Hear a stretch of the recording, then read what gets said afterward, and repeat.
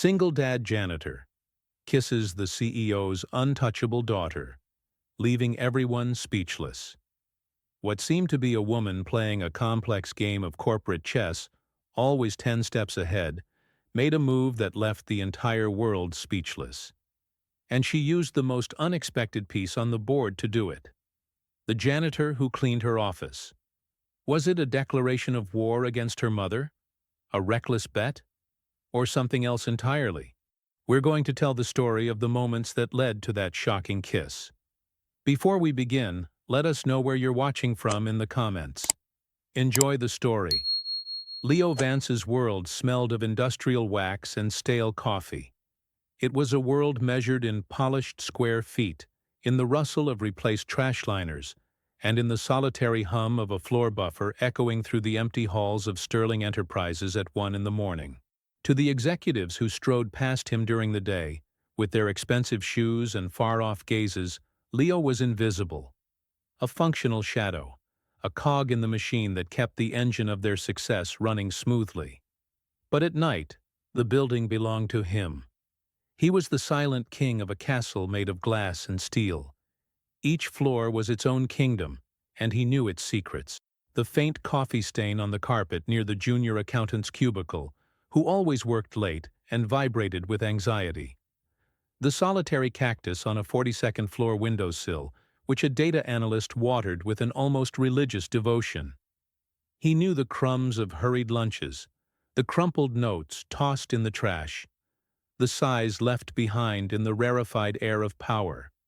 And at the very top, on the 50th floor, reigned the heiress, Isabella Sterling.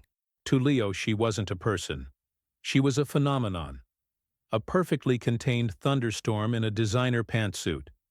He saw her sometimes, when his shift began and hers seemed never to end. Her walk was fast, her chin was up, her phone was fused to her ear like a cybernetic enhancement. She didn't look at him. No one really did. And that was fine. Invisibility was its own kind of armor.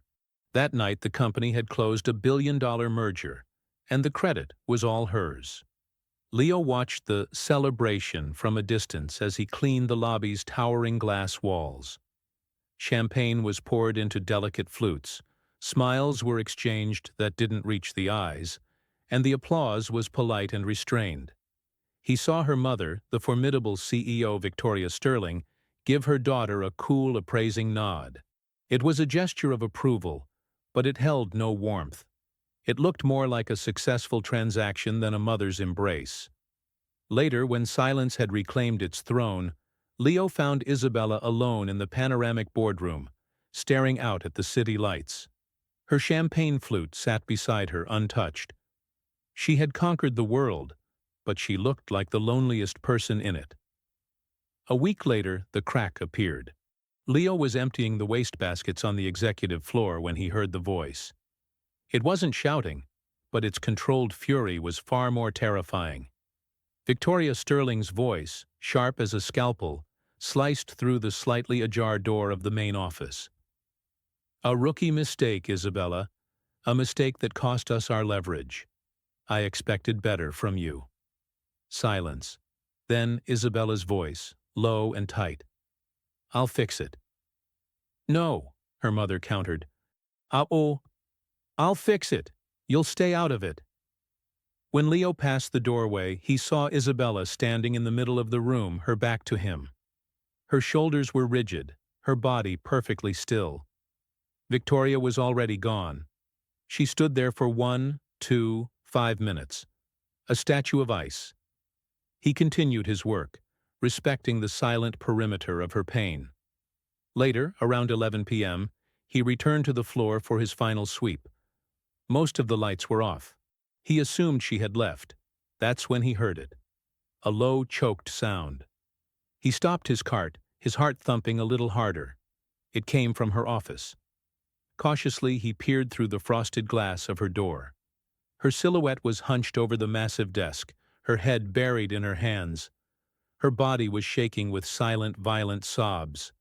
The Ice Queen was crying. Leo felt a tightness in his chest. It wasn't pity. It was recognition. He knew that kind of pain. The pain of giving your all and still failing. The sting of humiliation. The profound loneliness that follows a disaster. He didn't think. He just acted. He went to the small kitchenette on the floor, found the cleanest mug he could, a plain white one with the Sterling Enterprises logo, and brewed a hot coffee. Sweet, the way his grandmother used to make it to soothe a troubled soul. From his own locker, he grabbed one of the post-it notes he used to leave for his son's babysitter. With his pen, he didn't write a word. He just drew a smile. A crooked, imperfect smile, just like the ones his 7-year-old son Matt drew for him. His heart in his throat, he approached her door. He knocked softly, just a feather-light tap. Without waiting for a response, he opened it a crack, placed the steaming mug on the floor just inside, the post-it note stuck to it, and closed the door. He turned and walked away, as quickly and quietly as he could. It was a stupid, impulsive gesture. He could be fired for far less. The next night a strange tension hung in the air. He saw her from a distance, and for a split second their eyes met. She looked away immediately. The mug was gone, and he braced himself for the worst. But nothing happened. Days passed. The tense silence became the new normal. Then, one rainy morning around 3 a.m., he found her in the kitchenette, futilely jabbing at the high-end coffee machine that had jammed. "Excuse me," he said, his voice feeling rough from disuse. She spun around, startled. She looked exhausted. Her hair was slightly undone, her impeccable blazer missing. "Don't worry about it, this thing is broken." "It's the filter," Leo said, approaching cautiously. "It clogs if you don't rinse it right." With practical, efficient movements, he disassembled the part, cleaned it in the sink, and clicked it back into place. In less than a minute, the machine was whirring back to life. She watched him, her arms crossed. "Where did you learn to do that?" "When you've got a 7-year-old son, you either learn how to fix things or you live in a broken house," he replied with a half-smile. The comment caught her off guard. She seemed to truly see him for the first time. Not the uniform, not the function. The man. "The drawing," she said, her voice barely a whisper. "On the post-it note. Was that your son?" Leo felt his face grow warm. "No, that was me. His specialty is dinosaurs." For the first time since Leo had started working in this building, he saw something he thought was impossible. A genuine, small, hesitant smile appeared at the corner of Isabella Sterling's mouth. It was a smile as rare and precious as a flower growing through concrete.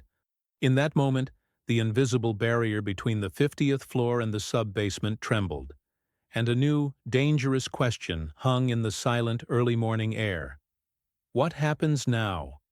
The smile vanished as quickly as it had appeared, but its echo remained in the air between them. It was a shared secret in a building made of secrets. In the following days, the dynamic shifted from tense silence to a quiet awareness.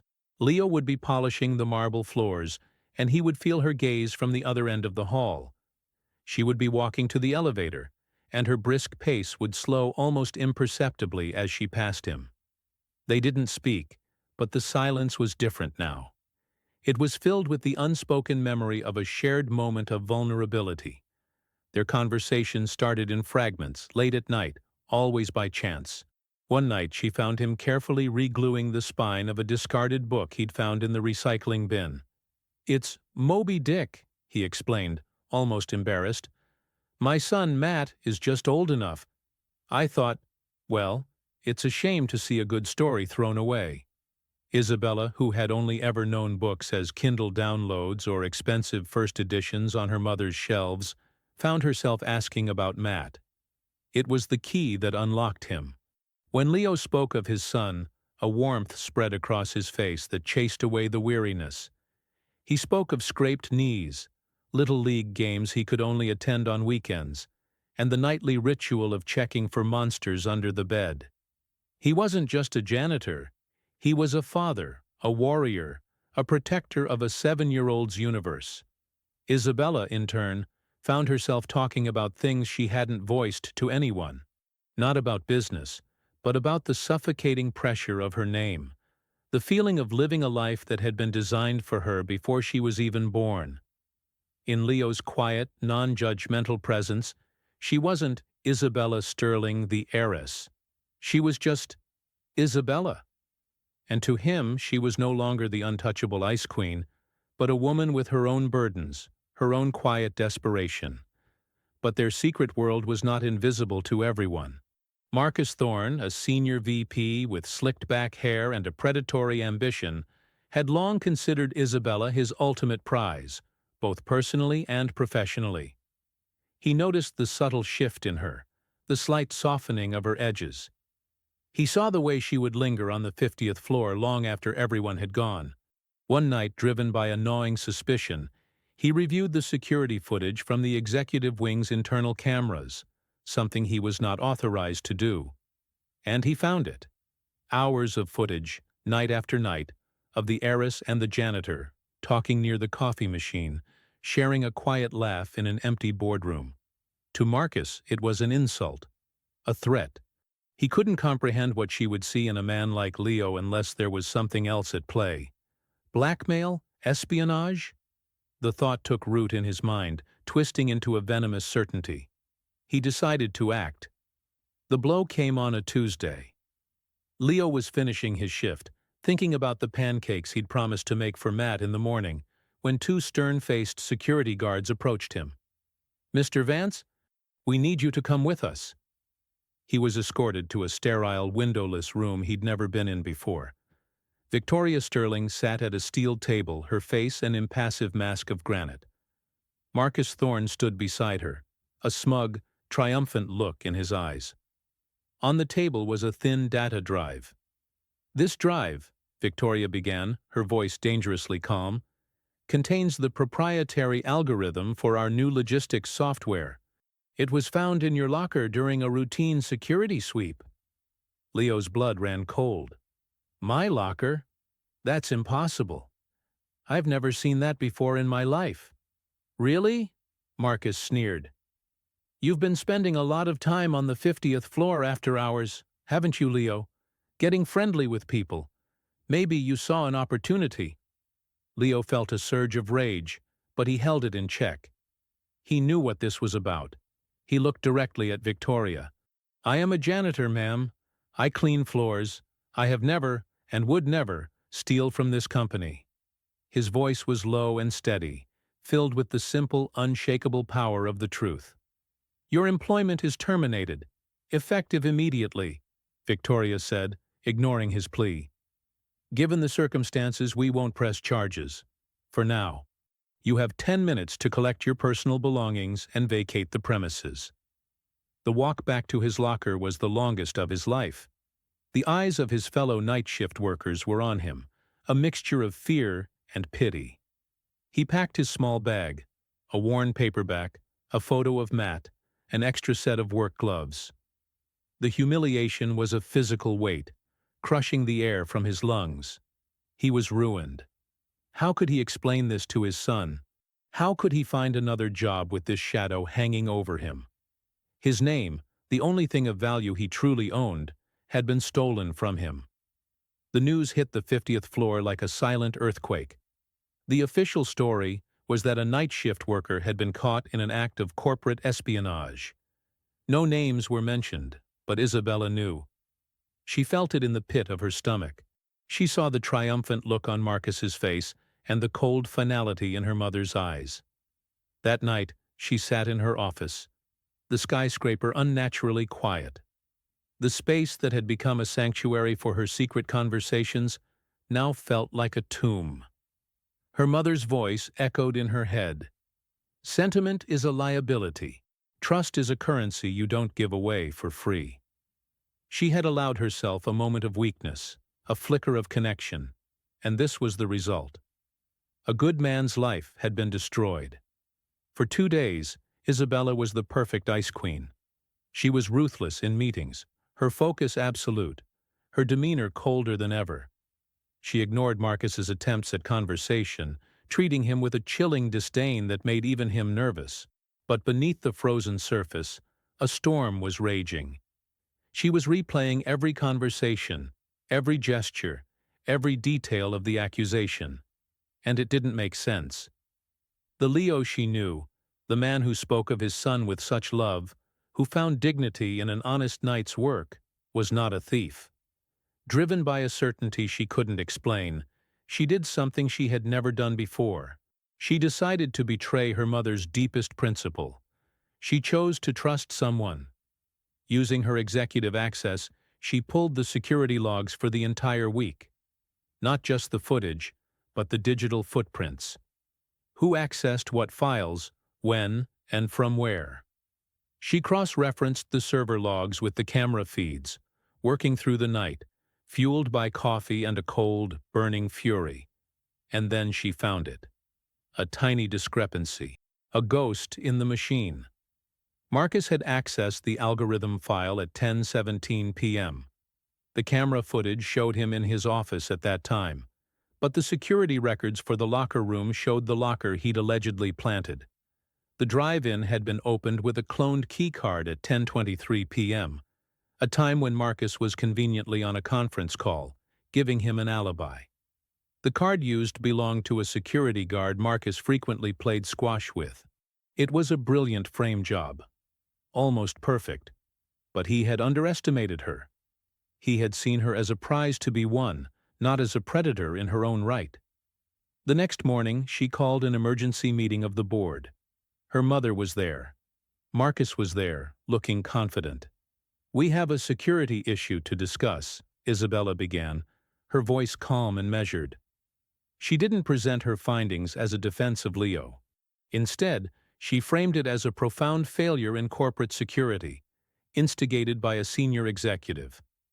With cold, brutal precision, she laid out the digital evidence, the timeline, the cloned keycard records, and the clear motive: Marcus Thorne's ambition and jealousy. She never once mentioned Leo's name. She didn't have to. She simply exposed the rot, letting the facts speak for themselves. The room was silent. Marcus's face had turned a pale, sickly white. Her mother, Victoria, watched her, not with anger, but with a new, unnerving expression of shock and something that looked like respect. By the end of the day, Marcus Thorne was fired and escorted from the building. An internal memo went out citing gross misconduct, and a quiet phone call was made. Leo was at home, trying to figure out how to stretch his last paycheck through the end of the month, when his phone rang. It was the head of HR from Sterling Enterprises. His termination had been a clerical error. He was reinstated, with back pay, effective immediately. That night, Leo returned to the building, his head held high but his heart wary. He rode the elevator up to the 50th floor. He had to see her. He found her in the same panoramic boardroom looking out at the city. She turned as he entered. The air between them crackled with everything unsaid. "Thank you," he said, his voice thick with an emotion he couldn't name. "I just corrected a mistake," she replied, her voice soft. He took a step closer. He could see the exhaustion in her eyes, but also a strength he had never seen before. She hadn't just saved his job. She had risked her own world to defend his honor. He saw now that her armor wasn't made of ice. It was made of fear, and she had just shattered it. For him, overwhelmed by a tidal wave of gratitude, relief, and an emotion far more powerful, he closed the distance between them. In the quiet hum of the sleeping skyscraper, Leo Vance kissed Isabella Sterling. It wasn't a kiss of passion, but of collision. Two worlds, two solitudes, crashing into each other. At that exact moment, a junior analyst working late on the floor below happened to look up through the boardroom's glass wall. His eyes went wide. He froze, his phone slipping from his hand and clattering to the floor. He wasn't the only one to see it, and the question that now hung in the air was infinitely more explosive than before. It's no longer a secret, it's a spectacle. What happens when the queen finds out her daughter has not only defied her, but has publicly chosen a king from the wrong castle? The kiss ended, but the world had irrevocably shifted. The silent acknowledgement of a few employees was all it took. By morning, the gossip was a ghost, an unspoken whisper that drifted through the cubicles and followed Isabella down the halls. It wasn't overt, but it was there, in the averted eyes, the sudden silences when she approached. Her public armor was back in place, colder and more impenetrable than ever, but underneath, she felt a terrifying, thrilling sense of freedom. The confrontation with her mother didn't come as a storm, but as a chilling calm. Victoria Sterling summoned Isabella to her penthouse office, a space so high above the city that the world below seemed insignificant. "I know what happened," Victoria said, her voice devoid of emotion as she stared out the window. "I must admit I'm disappointed. Not because he's a janitor, that's merely a pedestrian detail, but because you allowed sentiment to make you so public." "It wasn't about sentiment. It was about justice," Isabella replied, her own voice steady. Victoria turned, a flicker of something unreadable in her eyes. "Justice is a tool, Isabella, not a feeling. But this is a teachable moment. I want you to understand the game you've stumbled into." She gestured for Isabella to sit. "Years ago, before you were born, I fell in love. He was charming, brilliant, and had nothing to his name. I saw his potential. I gave him everything, my trust, my resources, a place in my world. Your father—" Isabella froze. Her father was a forbidden topic, a man who had supposedly died when she was a baby. "He didn't die," Victoria continued, her voice flat. "Once he had secured his position and access to my family's wealth, he left. He took a substantial sum and disappeared. He used my love as leverage. Men without means are drawn to women like us, Isabella. Not for who we are, but for what we represent. An opportunity, an escape." She let the silence hang in the air, a poisonous fog. "I don't blame you for being intrigued by this janitor. He has a certain noble simplicity. It's an effective act. So I will prove it to you. I will give him exactly what he wants." The next day, Leo was called to HR again. This time, there was no accusation. There was an offer. A promotion to assistant facilities manager. It came with a staggering salary increase, a corporate apartment downtown, and a company car. It was a life-changing amount of money. When the HR director slid the contract across the table, Leo's mind reeled. He saw a future where Matt would never have to worry about anything, where he could provide for him in ways he'd only dreamed of. But he also saw the gilded bars of a cage. He looked at the salary, and he heard Victoria Sterling's voice, even though she wasn't in the room. This wasn't a reward. It was a test, a trap. He thought of Isabella and the trust she had placed in him. "I appreciate the offer," Leo said slowly, his heart pounding. "But I can't accept it as is. However, I have a counter-proposal." Meanwhile, Victoria's poison was working. The story of her father had shaken Isabella to her core. She saw echoes of that story in her own. Had she been naive? She watched from a distance as Leo was given the keys to a new car, as he moved into a sleek, furnished apartment. She saw him wearing a tailored suit instead of his work uniform. Doubt, cold and insidious, began to creep in. She pulled away, her conversations with him becoming brief and formal. The secret, warm world they had built in the dead of night was freezing over. Leo felt the distance growing between them, and knew he was running out of time. He used his new, low-level corporate access not to enjoy his perks, but to work with a relentless, quiet intensity. He spent his days learning the company's operations and his nights walking the floors, not as a janitor, but as an analyst. He spoke to the cleaning crews, the security guards, the maintenance staff, the invisible people he had always known. He gathered information no executive had ever had access to, first-hand accounts of waste, inefficiency, and low morale. A month later, Isabella, heartbroken and convinced her mother had been right, finally confronted him in his new, sterile apartment. "I can't do this," she said, gesturing around the expensive space. "This isn't you. My mother was right." "You're right," Leo said calmly. "This isn't me. This is a tool." He turned to his new laptop and opened a file. It was a comprehensive 50-page report. "Your mother offered me a golden parachute. I used it to build a better engine for the plane." He showed her everything.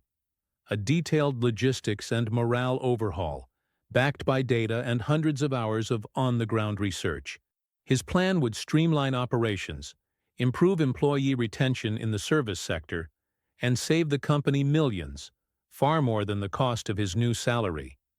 He had documented every dollar spent, every resource used. He hadn't just accepted the gifts. He had leveraged them into an undeniable asset for the company. He had refused to be a charity case or a kept man. He had earned his place. "I didn't do this to impress you, Isabella," he said, his voice raw with sincerity. "I did it because it's the right thing to do. It's what I know. My work has dignity, whether I'm holding a mop or a spreadsheet." Tears welled in Isabella's eyes as the last of her doubts washed away. She saw the truth, clearer than ever. Her mother hadn't been protecting her. She had been projecting her own cynical, broken worldview. Leo wasn't a repeat of her father's story. He was the author of his own. The final confrontation took place where it began, in the main boardroom on the 50th floor. Leo and Isabella stood side by side, facing Victoria, who sat at the head of the table like a queen on her throne. "Your little experiment is over, Mother," Isabella began, her voice ringing with a newfound authority. "And the results are in." "Indeed," Victoria said coolly. "He took the bait. I hope you've learned your lesson." "Oh, he took the bait," Leo said, stepping forward and placing his report on the polished table. "And he built a damn battleship with it." For the next hour, Isabella and Leo presented his plan. She handled the high-level strategy, the financial projections, the corporate language she knew so well. He provided the ground-level truth, the human element, the practical applications that no executive could have ever conceived. They were a perfect team, bridging the gap between the penthouse and the boiler room. When they finished, Victoria was silent. She picked up the report, her perfectly manicured fingers tracing the title page Leo had printed. An infrastructure of dignity. A bottom-up approach to a stronger Sterling Enterprises. She looked at her daughter, truly looked at her, and saw not a lovesick girl, but a leader. Then she looked at Leo and saw not a janitor, but a man of immense, unshakable integrity. A man who could not be bought because his self-worth was not for sale. "The plan is brilliant," Victoria finally admitted, her voice low. A long silence stretched, thick with the weight of years of control and manipulation. Isabella held her breath. "You're right about Marcus Thorne's old position," Victoria continued, looking at Leo. "It needs to be filled by someone with a unique perspective.